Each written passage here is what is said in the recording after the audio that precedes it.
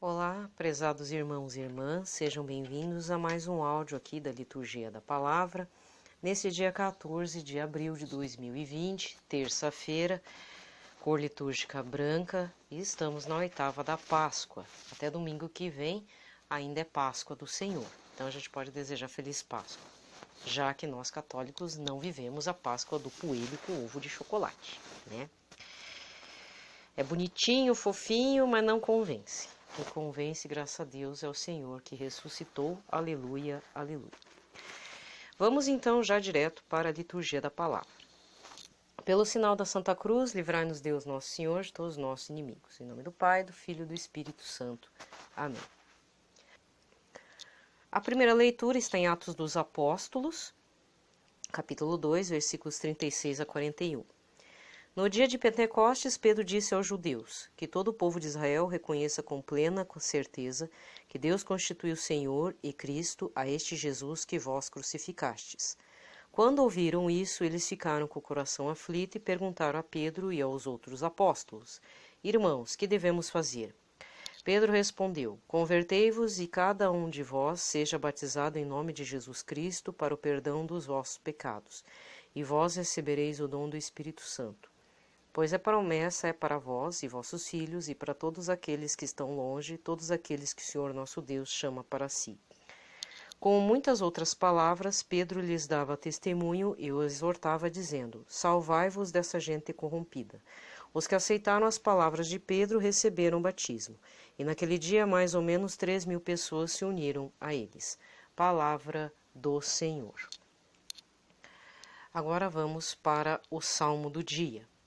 É o Salmo responsorial 32, com o refrão: Transborda em toda a terra a bondade do Senhor.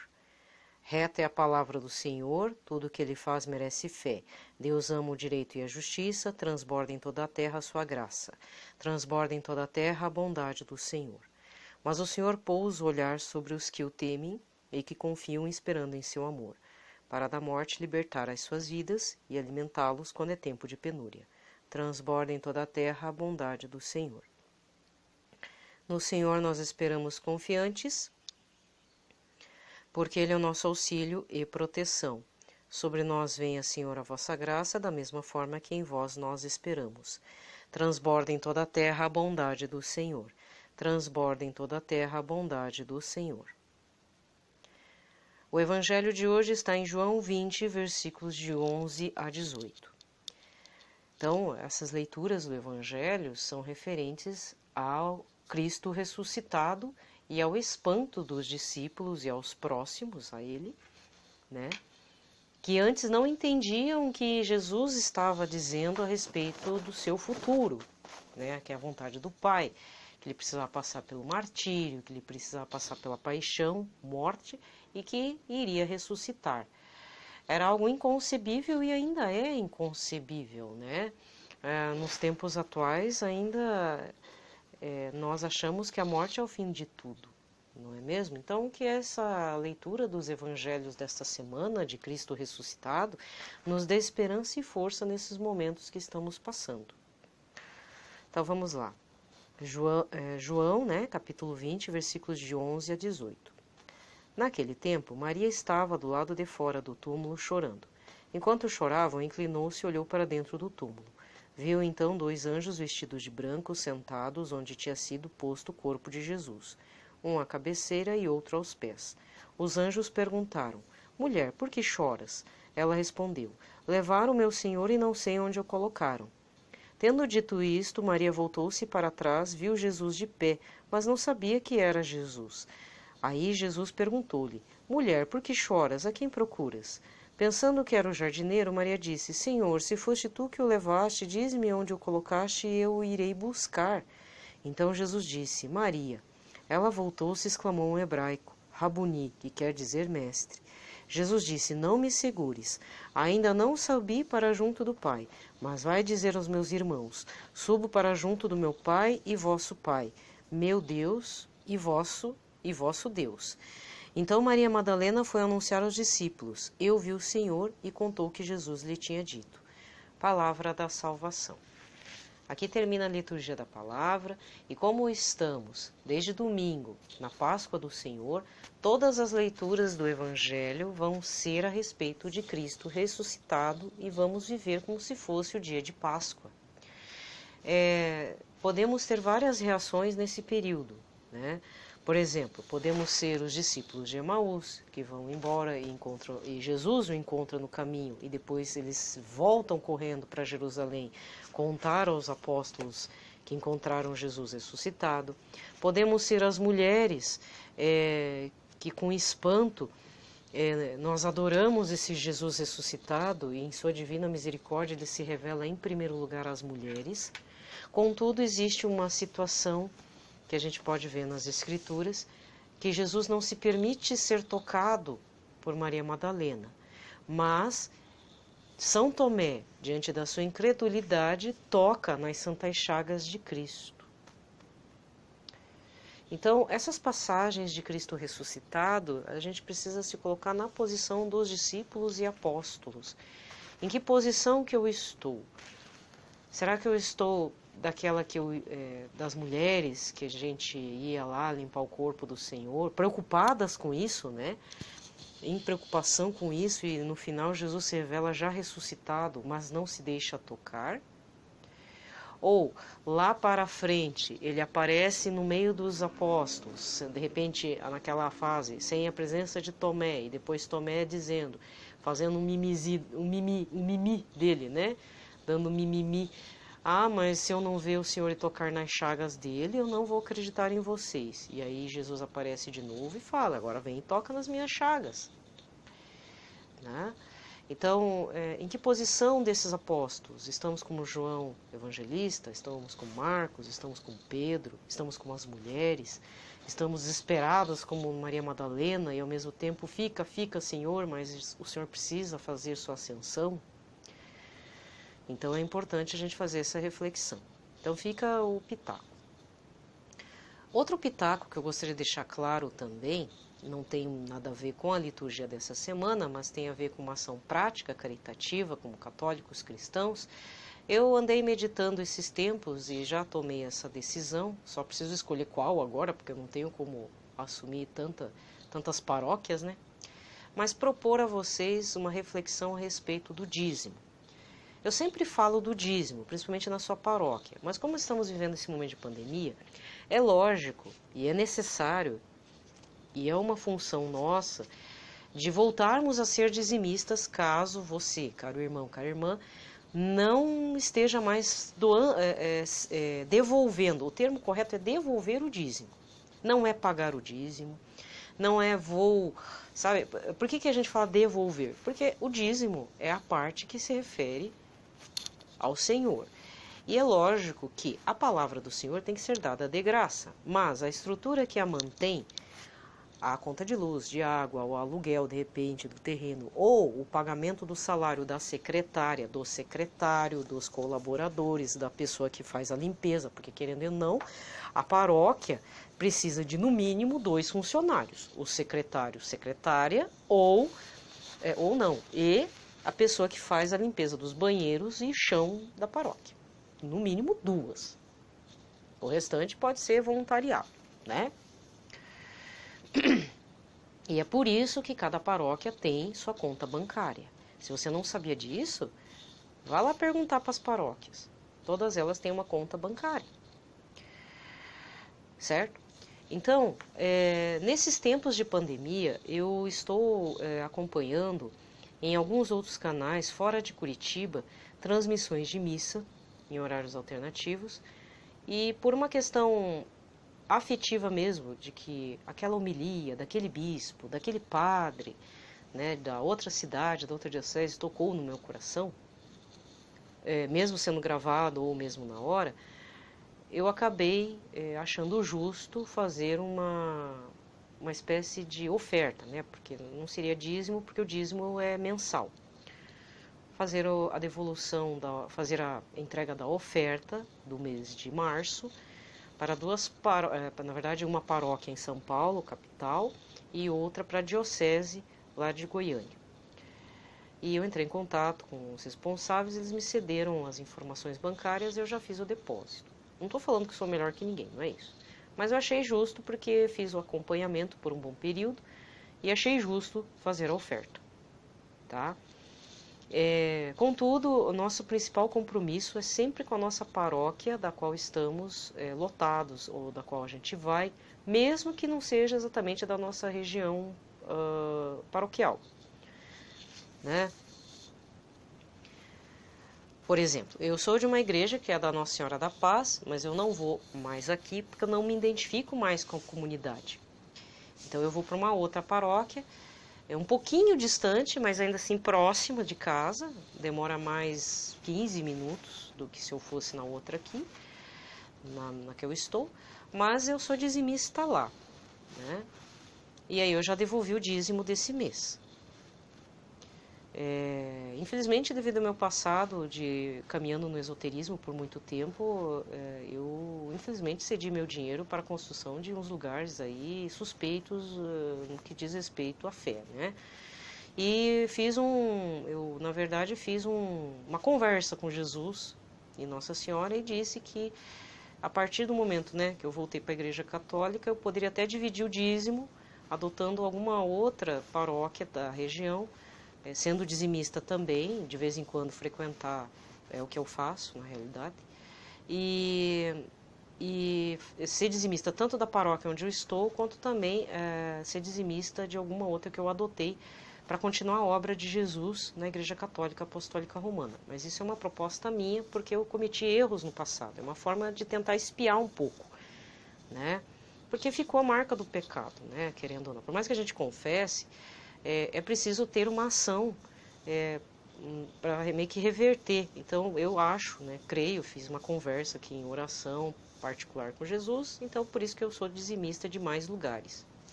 Contudo, nesse momento de pandemia, a gente às vezes está gastando dinheiro com comida, estocando coisas, comprando roupa demais, sabe?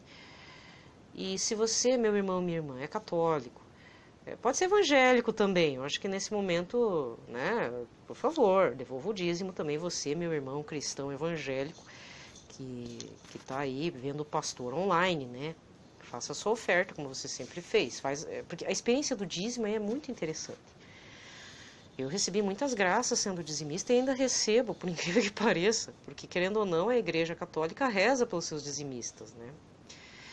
Só que nesse momento de pandemia, adote uma paróquia, principalmente umas bem fora da tua diocese, uma que tenha dívidas, porque às vezes uma hora ou outra o padre vai acabar falando sem querer.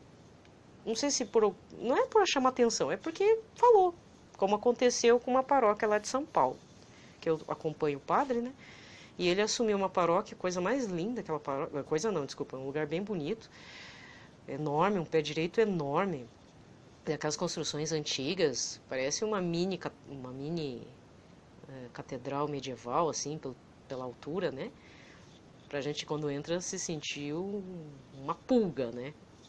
Só que eu acho que deve estar com dívidas, porque o padre, numa homilia, soltou lá sem querer, não foi porque ele quis. O padre soltou e eu fiquei atenta, e achei um momento oportuno, pedi os dados da conta e consegui. E aí eu coloco na minha agenda que esse mês eu tenho que ver o que eu posso, né? Ou mês que vem, nem que seja de 2 em 2 meses, fazer a oferta, né? Porque dizimista tá meio difícil. Acho que não tem como fazer cadastro, né? Dizimista virtual e distante. E o outro é um caso de uma diocese lá em Goiás, lá em Goiânia, de um bispo, assim, que eu tenho ele no meu coração, as palavras reverberam bastante, né? E aí eu também consegui essa informação e vou ver se a cada 2 meses eu posso estar fazendo uma oferta lá para manter. Ainda mais lá, né, que o povo já é humilde, tadinho, não sabe às vezes nem fazer depósito em envelope, tem dificuldade, né? Então eu faço essa proposta para vocês, adote mesmo, sabe? Adote uma paróquia, pode até ser de um parente teu lá do interior, que é católico, você que é neopentecostal, deve ter aí uma comunidade da mesma linha que você segue, mas em outra cidade, conhece um irmão, ainda mais eles, né? Vocês conhecem mais ainda. São várias realidades, mas quanto mais distante, com mais dificuldade, melhor. Igreja Católica, todas elas têm conta em banco. Vocês têm que entrar em contato e ver. Pode até informar, ó, fiz depósito, vê lá se caiu, né? E adote, sabe? Contribua. Até o Padre Manzotti está pedindo lá para o Santuário Nossa Senhora de Guadalupe, porque uma coisa é a Associação Evangelizária Preciso, outra coisa é manter o santuário, que é a base lá, a base física da associação, que tem conta separada e até, né, o Padre Manzotti podia dizer, seja um dizimista virtual, né? Porque, por incrível que pareça, aquele santuário tem poucos dizimistas. Eu fiquei chocada, gente. O Santuário Nossa Senhora do... desculpa, eu falei Nossa Senhora do Carmo, né? Não, não é. Nossa Senhora de Guadalupe. A Nossa Senhora de Guadalupe é uma das igrejas mais antigas aqui de Curitiba. Também tem uma estrutura alta, assim, e ela não dá para crescer mais para os lados, porque tá cercada pelo centro urbano. Ela fica numa região bem antiga da cidade, que antigamente era a rodoviária, né? Rodoviária não. É rodoviária antiga de Curitiba, que agora é o terminal de ônibus Guadalupe. É até pequeno para nós. E até uns 2 anos atrás, nossa, eram poucos dizimistas, mas pouquíssimos, porque a população envelheceu e meio que abandonou. Mas graças a Deus, com a figura do reitor, que é o padre Reginaldo Manzotti, há novos dizimistas, graças a Deus, né? Mas, se você gosta do trabalho do padre Manzotti, é lá onde ele mora, tá? Ele mora lá. Lógico que quando acabar a pandemia ele vai estar fazendo as viagens, fazendo as peregrinações, vai estar com a agenda lotada, vai falar de livro, vai fazer show, vai fazer isso, aquilo, aquele outro, né? Mas ele mora ali, a base dos escritórios da Associação Evangelizar estão ali, mas a igreja tem toda uma estrutura que precisa ser mantida. Fiação elétrica, precisa trocar telhado, toda vez que chove muito, quebra os telhados, ele tem que consertar, porque quando cai aqui é chuva de pedra, né? Quando chove bastante. Então, ele está precisando reformar mesmo aquela parte e precisa ampliar as salas de catequese. Então, se você assiste a TV Evangelizar, acompanhe lá as missas ou ligue aqui, né? Você vai conseguir o telefone do Santuário Nossa Senhora de Guadalupe, perguntem que conta do banco que eles têm lá e faz a proposta. Eu sou de Curitiba, até vou falar a verdade, eu sou dizimista de lá também, né? Eu entrego um valor bem pequeno, porque não é justo, não é nem pelo padre Manzotti, é pela estrutura em si, que é muito bonita, por sinal, é manter uma história de fé lá, né? E aí o que acontece? Ele está disponibilizando essas informações e, de repente, pode fazer essa proposta de ser dizimista virtual, né? Para poder manter, né, o local físico, caso você seja uma pessoa que faça peregrinações, inclusive. Mas, de qualquer forma, lá ainda, devido todo mundo conhece, quer dizer, boa parte do Brasil e do mundo conhece o padre Reginaldo Manzotti, mas eu digo assim, se você está acompanhando alguma live no Facebook, no Instagram, de algum padre, procure saber. Bom, se for canção nova, é direto com a canção nova, tá? Mas, de repente, você está acompanhando lá na TV Aparecida. Não seria nada mais justo do que você fazer uma doação, fazer um depósito, não precisa não identificado, daquele momento, né?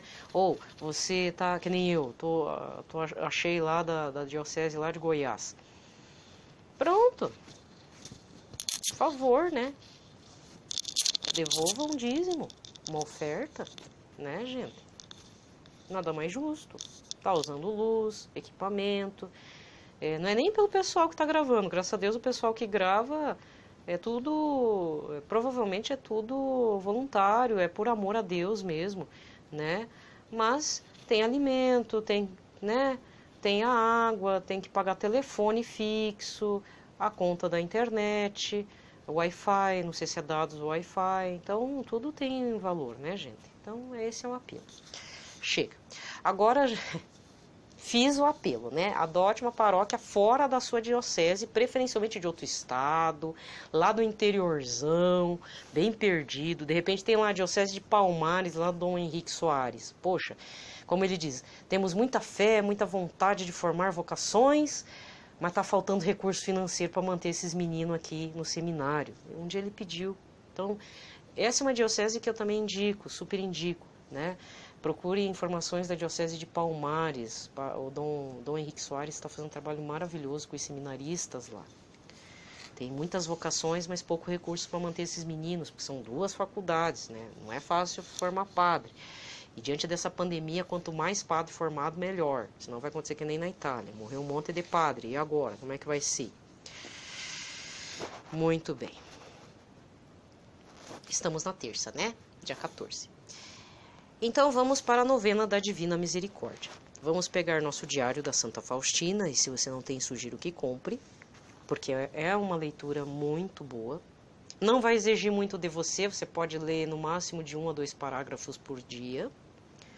Ela não é aquela pessoa, a Santa Faustina não foi aquela pessoa que fez um livro, um tratado, sabe? Não, é por parágrafo mesmo, e é bacana porque você medita e tem muita profundidade de fé, mistérios, né? A gente medita bastante, é bem bacana. Então, no Diário de Santa Faustina, parágrafo 1209, Jesus misericordioso pede a ela: desejo que durante estes 9 dias conduzas as almas à fonte da minha misericórdia, a fim de que recebam força, alívio e todas as graças de que necessitam nas dificuldades da vida e especialmente na hora da morte. Cada dia conduzirás ao meu coração um grupo diferente de almas e as mergulharás nesse oceano da minha misericórdia. Eu conduzirei todas essas almas à casa do meu Pai. Procederás assim nesta vida e na futura. Por minha parte, nada negarei aquelas almas que tu conduzirás à fonte da minha misericórdia. Cada dia pedirás a meu Pai, pela minha amarga paixão, graças para essas almas. Terça-feira, 5º dia da novena. Parágrafo 1218. Hoje, traza-me as almas dos cristãos separadas da unidade da Igreja e mergulha-as no mar da minha misericórdia. Na minha amarga paixão dilacerava o meu corpo e o meu coração, isto é, a minha Igreja. Quando voltam à unidade da Igreja, cicatrizam-se as minhas chagas e dessa maneira eles aliviam a minha paixão. Aí são palavras de Santa Faustina, que segue para o parágrafo 1219, uma oração que ela faz. Mesmo para aqueles que rasgaram o manto da vossa unidade, flui do vosso coração uma fonte de compaixão. O poder da vossa misericórdia, ó Deus, pode tirar também essas almas do erro. Misericordiosíssimo Jesus, que sois a própria bondade, vós não negais a luz àquele que vos pedem. Aceitai na mansão do vosso compassivo coração as almas dos nossos irmãos separados e atraí-os pela vossa luz à unidade da Igreja. Não os deixeis sair da mansão do vosso compassivo coração, mas fazei com que também desglorifiquem a riqueza da vossa misericórdia. Eterno Pai, olhai com misericórdia para as almas dos nossos irmãos separados, que esbanjaram os vossos bens e abusaram das vossas graças, permanecendo teimosamente nos seus erros. Não olheis para os seus erros, mas para o amor do vosso Filho e para a sua amarga paixão, que suportou por eles, pois também eles estão encerrados no coração compassivo de Jesus. Fazei com que também desglorifiquem a vossa misericórdia por todos os séculos eternos. Amém. Nessa sequência, fazemos o terço da Divina Misericórdia, e como estou gravando num outro dia, né, não é a terça-feira, então eu só vou fazer um indicativo de como é que você reza o terço da Misericórdia, caso você não saiba. Você pega o terço mariano, ali no início da cruzinha, né, onde tem a cruz de Cristo, você reza um Pai Nosso, uma Ave Maria e um Crê em Deus Pai. Nas contas grandes, que seriam os Pais Nossos, você reza: Eterno Pai, eu vos ofereço o corpo e o sangue, a alma e a divindade de vosso diletíssimo Filho, nosso Senhor Jesus Cristo, em expiação de nossos pecados e dos do mundo inteiro. Nas contas pequenas, pela sua dolorosa paixão, tende misericórdia de nós e do mundo inteiro. E assim vai. Terminou, encerra-se recitando 3 vezes: Deus Santo, Deus Forte, Deus Imortal, tende piedade de nós e do mundo inteiro. Deus Santo, Deus Forte, Deus Imortal, tende piedade de nós e do mundo inteiro. Deus Santo, Deus Forte, Deus Imortal, tende piedade de nós e do mundo inteiro. Ó sangue e água que jorraste do coração de Jesus como fonte de misericórdia para nós, eu confio em vós. Jesus, eu confio em vós. Para fechar esse áudio, para não ficar longuíssimo, eu estou aqui meditando, não estou chegando numa conclusão, não vou mentir, estou entediada mesmo nessa quarentena e eu estou vendo aqui na minha região, no meu bairro, que o povo saiu da quarentena e está circulando e zanzando por aí, o que está me dando um certo medo. Até para fazer compra, estou evitando bastante, porque como eu moro com algumas pessoas que não podem pegar esse coronavírus, eu estou assim um pouco receosa de sair até para comprar o que normalmente eu comprava e ainda assim eu já estava fazendo a cada semana, né? Uma vez por semana. Agora piorou, porque eu estou vendo o pessoal tudo aglomerando de novo, tá achando que a vida continua, né? E não é bem assim. Mas, por conta disso, eu estou pensando seriamente, mas ainda estou pensando, preciso elaborar as coisas direitinho, mas é capaz que eu comece a lançar nesse mesmo canal, porque eu não consegui abrir um outro canal, um outro podcast, não tem nada a ver com a parte de liturgia da palavra, catequese, o espetáculo católico cristão, talvez até me dê problema, mas eu também não posso recusar algo que, tipo, por mais que eu não tenha praticado, né, porque eu já falei, eu sou formada em História pela Universidade Federal do Paraná, fiz o curso de 94 para 97, né, não devo nada para ninguém, nunca exerci, se exerci foi só 2 semanas para substituição em 2016, foi uma experiência muito bacana. Tive uma outra vida profissional, me dediquei a ela, né, enfim.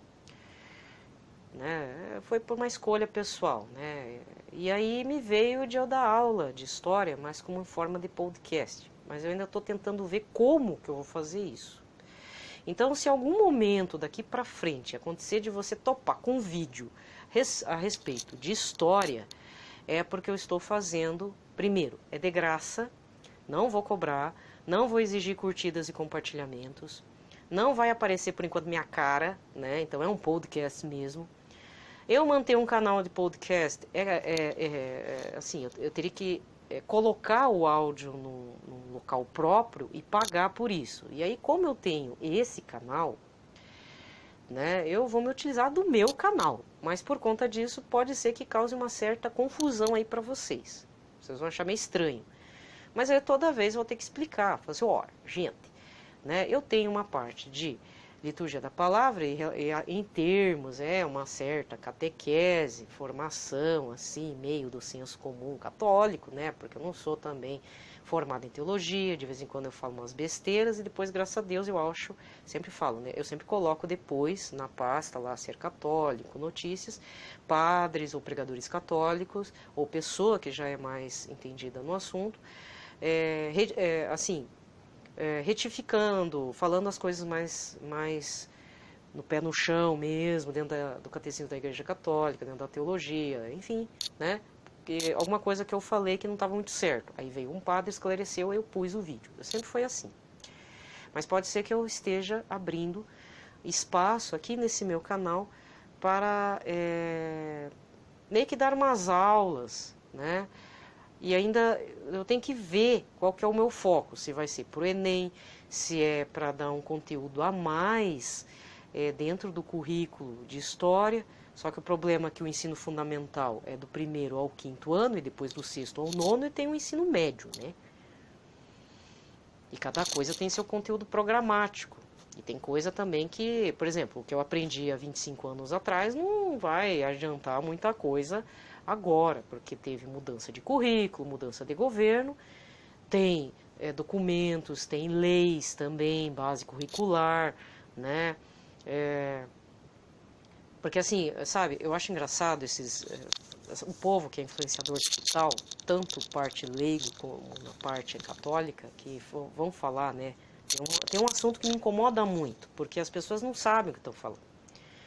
O pessoal fala assim, escola sem partido. É um assunto tremendamente espinhoso. Por quê? Porque não existe escola sem partido.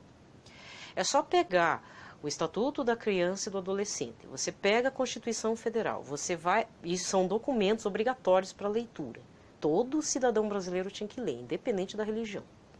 Depois, quem é ligado à educação, mas principalmente os pais também deveriam ler, é o plano, a base curricular. E vai lá ver, aquilo está cheio de ideologia. E eu não vou dizer que eu sou contra ou a favor. O que está escrito lá, se eu sou da área de educação, eu tenho que seguir. E eu tenho que entender os conceitos ideológicos que estão embutidos lá. Projeto político pedagógico, o que é uma base curricular, o que é gerar competências e habilidades na criança. Isso são termos, conceitos que estão embutidos com uma carga ideológica. São conceitos de pensadores que estão colocando diretrizes, né, para o bom funcionamento da educação e que teoricamente deveria direcionar, o MEC deveria direcionar a partir dessa documentação regulamentada, né? É lei aprovada pelo Congresso, etc, etc, e que deveríamos seguir como nossa base. E aí o povo, desculpa falar, influenciador digital, não entende por que a escola pública age daquele jeito. Por que o material didático está escrito daquele jeito? Sabe? Então eu não vou entrar muito... isso daí talvez eu possa até explicar com calma, colocar lá onde é que estão as leis, mas a gente não pode também ser totalmente rebelde.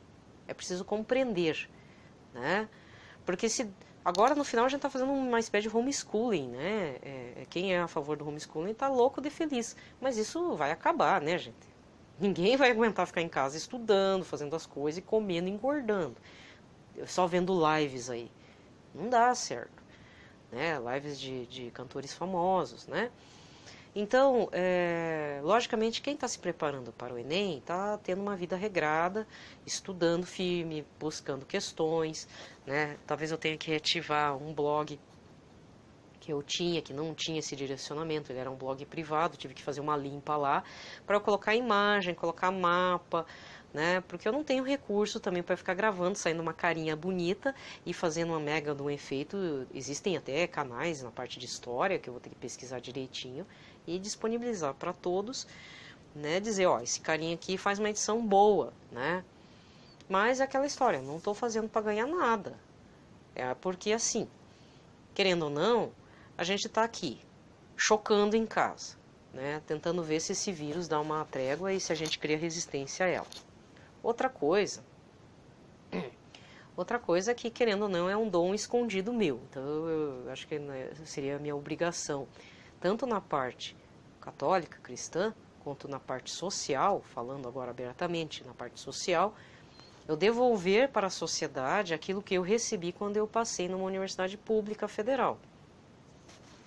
Que, inclusive, isso deveria ser da consciência de todo estudante que passou por uma universidade federal. São poucos os profissionais que passaram por uma UFPR, passaram para se formaram num Cefet da vida, numa UTFPR, numa UEL, numa UEM, numa Unesp, numa Unicamp, devolver um tempo da sua vida, mesmo que depois de aposentado, né?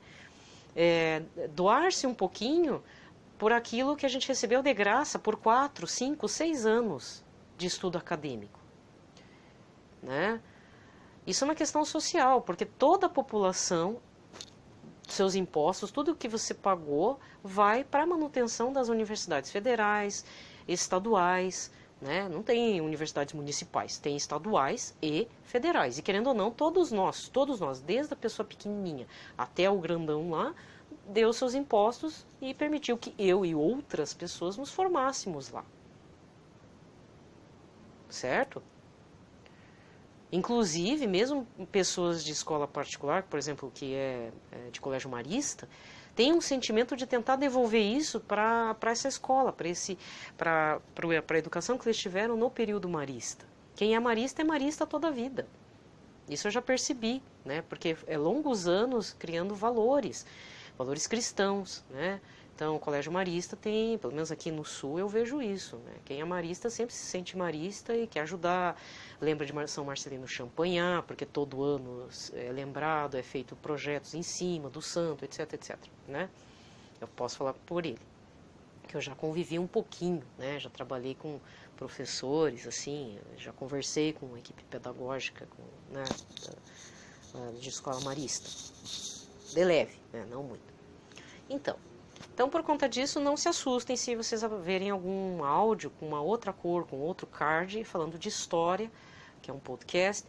Aí, como eu gosto de falar e ser enrolada, né, então o negócio pode ser desenvolvido, sei lá, mais de 30 minutos, né. Uma forma também de doar os parcos, o conhecimento que eu tenho. Mas é lógico que não dá pra ficar no blá blá blá, né? Eu tenho que fazer exercício, colocar gabarito, fazer análise de alguma questão. E as questões do Enem estão muito cheias de pegadinha, que eu andei vendo que assim é de enlouquecer a cabeça. Se a gente que está aqui de boas está achando que o Enem é punk na parte de ciências humanas, nossa. E lá na prova tá cheio de ideologias. Não adianta. Eu peguei o do concurso vestibular aí recentemente da UFPR, tá cheio de ideologias que estão fervilhando no momento. Questão de gênero, movimentos feministas, tá tudo ali. Né? Imagina se eu pegasse uma prova da época que eu fiz, que estava cheio de ideologia de linha de esquerda. É assim. Né? Só que é a prova. Tem que estar focado na coisa. Né? Então, mas tem que também interpretar o texto. Então, talvez não dê muito certo, talvez dê polêmica, não sei. Mas eu tenho que também explicar para vocês que tem coisas que, tipo, melhor relevar. É bom identificar, saber o que é o conceito, o que está falando ali. E não entrar muito no emocional, sabe? Não, temos que combater. Estado laico é assim. Você tem que focar no quê? Você quer entrar na faculdade UFPR? Você quer entrar na universidade UFPR? Você quer fazer um curso aqui na UTFPR, que é o antigo Cefet? Você está focado na UEM, na UEL, na Unicamp, na Unesp, na FUVEST? Então vamos ver qual que é o que está pegando ali. Né? E é importante não perder a fé durante esse período da graduação, que é muito comum também. Porque a ideologia lá é forte, entendeu? Cada universidade tem sua ideologia própria. E a gente precisa estar imune. Né? Mas você quer entrar na medicina da Federal? Quer entrar lá no curso de Direito lá da USP? Ser cientista na Unicamp? Então foca ali. Se você é uma pessoa que tem filho ou está nessa situação de fazer vestibular... Primeira coisa, você quer o que e aonde? Tá, eu quero entrar na Federal, beleza. Qual que é o curso? De Ciências Humanas. Bem, o que eu posso dizer é que lá é muito liberal e de esquerda. Pronto, é isso que eu posso falar. Agora, eu chegar e meter a boca, tentar mudar o mundo lá, aí fica difícil, né? Então procura uma universidade católica, tem a PUC, tem a Faculdade de Canção Nova. Mas não tem o curso que eu quero. Então se imuniza, né? Fala com todo mundo, conversa, conhece o meio, mas evangeliza com a sua vida. Mas não perca a sua fé lá. Né? É assim. Então, eu tenho formação, graduação em História, porque eu posso dar... até tenho magistério, então posso dar aula de História desde o primeiro aninho até o ensino médio, né? E aí eu vou ver as grades curriculares e falar por assunto. Mas não achem estranho o que pode vir por aí, tá? Então era isso que eu queria dizer para vocês. Não se choquem. É que eu acho que, como diz, né? Tem coisa que precisa sair do baú. Então vamos ver se vai dar certo. Assim, não é porque eu sou católica que eu renuncio a muita coisa que eu vou ler uma questão, preciso identificar os conceitos. Se tem um conceito de esquerda, se tem um conceito feminista... O que está acontecendo? Então vamos falar assim, essa é a resposta X, pronto, acabou. Não vou polemizar, criar caso, entendeu? Não é objetivo, senão vai virar bagunça. Outro ponto, eu sei que o áudio ficou grande. Outro ponto que eu já vi, que o pessoal fica reclamando, porque o povo chega na internet e reclama de tudo. Porque o povo de história fica dando suas opiniões próprias. Gente, mas eu já falei, não existe escola sem partido. Cada professor, principalmente de história, depois eu vou ver se eu monto um podcast explicando, desde os escritores de história, pesquisadores, lá, que a gente usa para fazer até o material didático, né, porque a gente lê os bambambam da história. Eles tiveram seu posicionamento político, focaram a partir de uma visão própria deles, porque a história não é construída somente com os fatos, mas assim com o olhar do historiador também.